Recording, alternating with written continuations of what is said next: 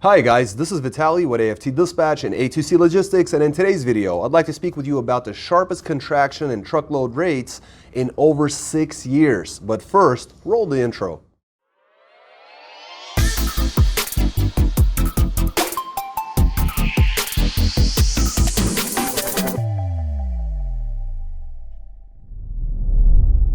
Welcome back. Before we get started, I'd like to ask you to please like the video, be sure you subscribe to the channel and hit the notification bell so you never miss a single release of our videos, where every Friday we're talking about something that could benefit you in your trucking businesses, in your trucking careers, as well as cover the loads we've successfully booked for our customers, consisting of leased down owner operators and carriers operating under their own MC authorities, running under our truck dispatch services. As always guys, big thank you for all the likes you provided in all the previous videos. Please do keep them coming, and let's talk about the sharp contraction in truckload rates and how that's going to affect the trucking industry most likely into the rest of 2023, at least the first half. Guys, what I'm talking about here today is based on the Logistics Manager's Index Report for December of 2022. Now, this being the first video of 2023, I did not want to open up on a negative note, but I'd rather tell you guys the truth and talk about the way things are than the way I wish things were, right?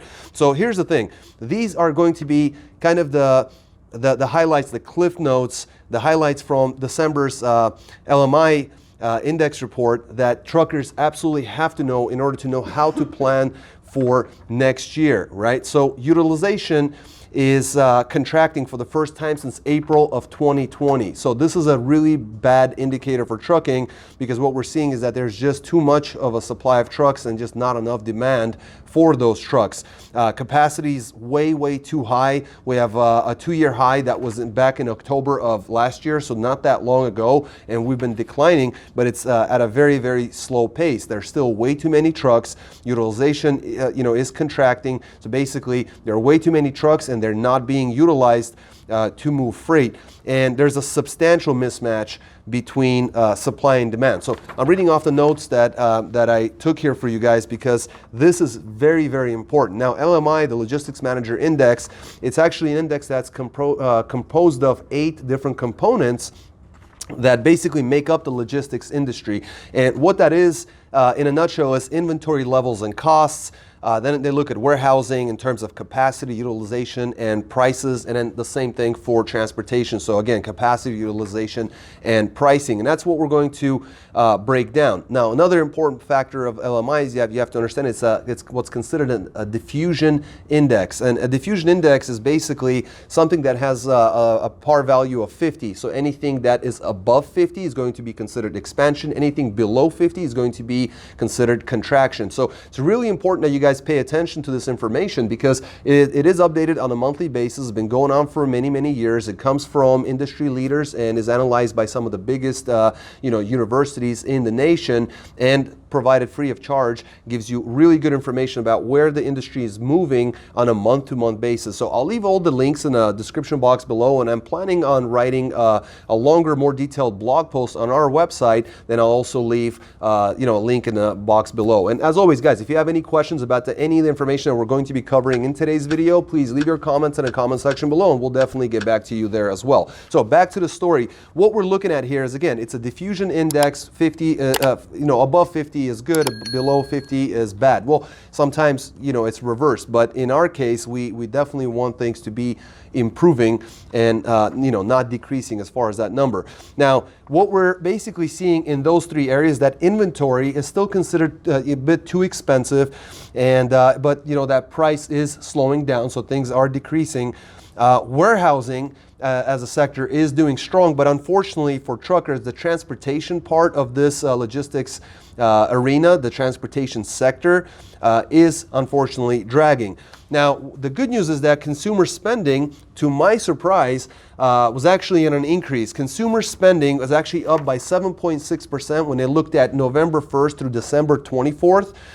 So basically almost almost to the end of the year, because they generally look at up to Christmas, because most people will stop their Christmas shopping by hopefully the 24th of December, the right before Christmas itself. Now, this is a year-over-year number, but nevertheless, 7.6% increase during what we've seen as a down economy. This is absolutely fantastic news. To no one's surprise, e-commerce did extremely well. We saw this happening in 2020 and 2021 as more people started ordering more and more products online, going out less to actual box stores and shopping in person. And so this year, same thing, e-commerce saw an increase of 10.6% year over year for December to December, basically. So we're looking December 2021 to December 2022, now being in January of 2023. 10.6% increase year over year.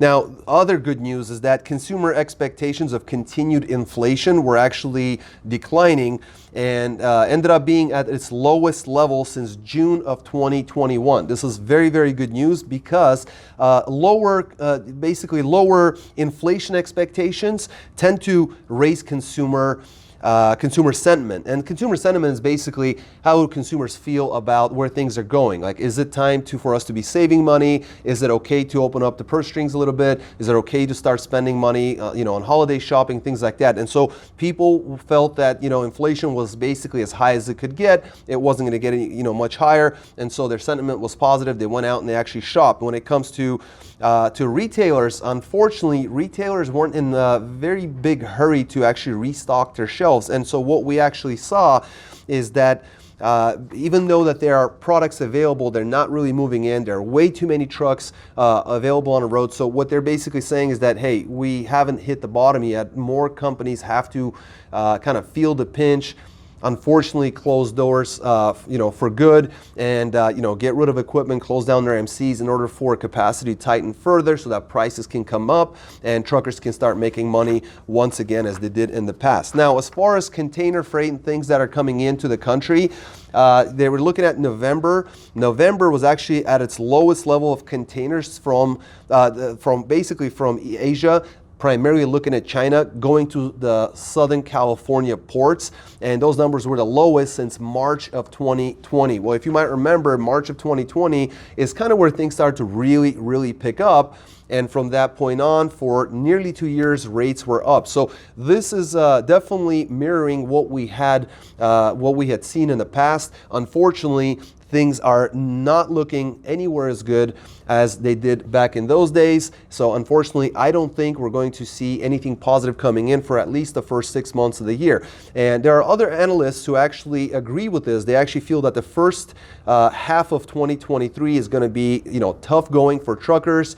Then things will start to improve. The problem is that from the first half, generally, I think you could expect prices to come up till about October, which only give you 3 to 4 months of increased rates. And then into the future, we're going to get into more of the colder seasons. And traditionally, prices do tend to go down during, January, February, December, for example. And we can see the numbers are there in the December numbers for 2022. Now we're in January, and let's see where things, take us from here. For the time being, things don't look good. Again, I'm not very happy to present this information to you, but I'd rather tell it to you straight. And again, if you have any questions or maybe you disagree or maybe there's some things that I missed and you'd like to pitch in and correct, I'd love to hear from you guys. Please leave your comments in the comment section below. Make sure to subscribe to the channel, hit the like button, and I'm going to switch over to camera. We're going to look over the loads we booked for our customers, and I'll talk to you guys in just a moment. Welcome back. Let's take a look at some of these loads. This week we have one reefer. The rest are all dry vans. Everyone did very, very well, despite what we're seeing in the news, despite what I mentioned at the very beginning of the video. The bottom line is that, there's no replacement for experience. Our guys have been doing this a long time. This is the reason why for years and years we've been able to present you guys weekly videos showing that whether the market's up or down, our guys are being, able to pull this kind of money. And so, if you're not working with a strong dispatcher, if you're being overcharged in your lease-on operation, if you're a lease-on owner-operator, and you're looking to make more money, or you're struggling right now like most of the industry, definitely get in touch with us. And I'll leave all that information at the end of the video, how to get in touch with us and how you can start working with us. But let's go over these loads. I'm going to start off with that reefer. Did very well coming out of McDonough, Georgia, going to Concord, North Carolina with a 44,000 pound load of frozen products at negative 10 degrees on a reefer. 291 miles booked at $1,800. Got him $619 a mile. Then Rockingham, North Carolina to Omaha, Nebraska with a 36,000 pound load of fresh chicken at 28 degrees on a reefer. 1,231 miles booked at $3,050. Got him $248 a mile. Then out of Council Bluffs, Iowa, going to Lebanon, Indiana with a 43,000 pound load of frozen food at -10 on a reefer. 577 miles booked at $3,000, got him $520 a mile. Did an excellent job. Solo reefer, ran for a week, Thursday to Thursday, grossed $7,850, ran 2,099 loaded miles, got those at an average of $374 per loaded mile average. Excellent job.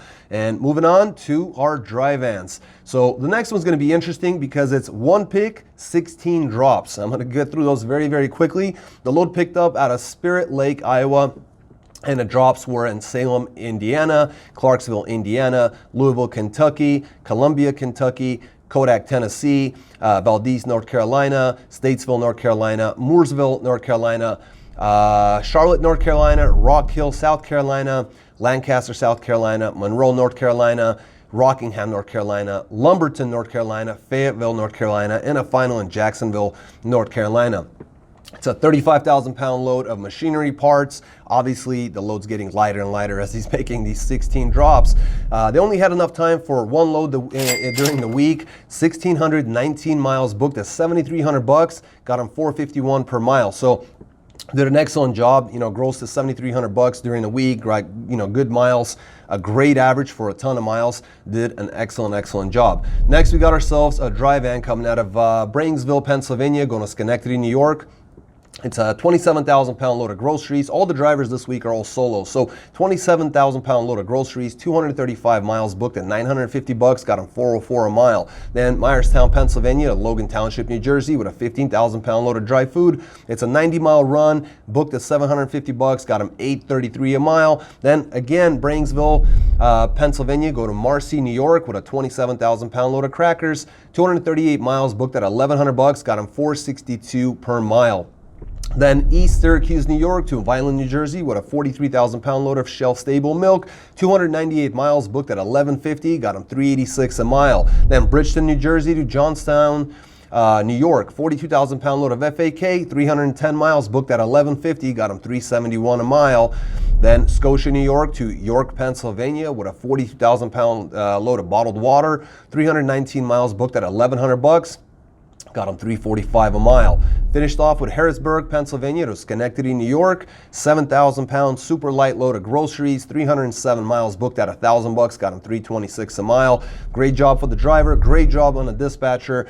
7 days on the road, Thursday to Thursday. Grossed $7,200. Ran 1,797 miles loaded. Ran an average of 401 per loaded mile average. Excellent job. Shorter runs. Running the East Coast made him the money they were looking for.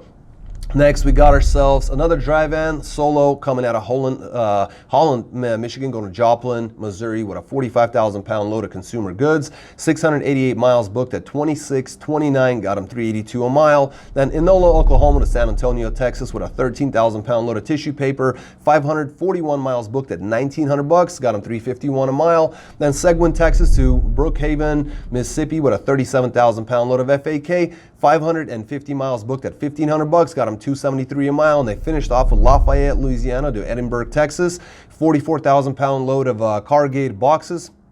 Looks like 624 miles booked at $11.50. Got him $1.84 on that one. And they did all this in just 6 days, running Thursday to Wednesday. Grossed $7,179 in 6 days. Ran 2,403 loaded miles at an average of $299 per loaded mile average. Excellent job. Next, a dry van coming out of Perrysville, Maryland, going to Bloomfield, Connecticut. It's a 16,000 pound load of appliances, quite light. 1 pick, 1 drop, 273 miles booked at $1,500, got him $549 a mile. Then Northampton, Mass, going to Charlotte, North Carolina with a 37,000 pound load of beverages. 791 miles booked at $1,800, got him $228 a mile. Then Chester, South Carolina to Monroe Township, New Jersey. It's a 30,000 pound load of new retail plastics. Now, we ran this one at 633 miles. Now, there were shorter runs, but our guys considered the weather that it wasn't really working. And so we did basically route this as a longer run, but a safer run with the route that was offered. So we'll say 633 miles, booked at $1,900, got him exactly $3 a mile, not too shabby. And they finished off with Trenton, New Jersey, going to Jefferson City, Missouri, 17,000 pound load of paper, 1,031 miles, booked at $2,100, got him $204 a mile. 7 days on the road, did a fantastic job, grossed 7,300 bucks, solo dry van, running Thursday to Thursday, ran 2,728 loaded miles at an average of 268 per loaded mile average.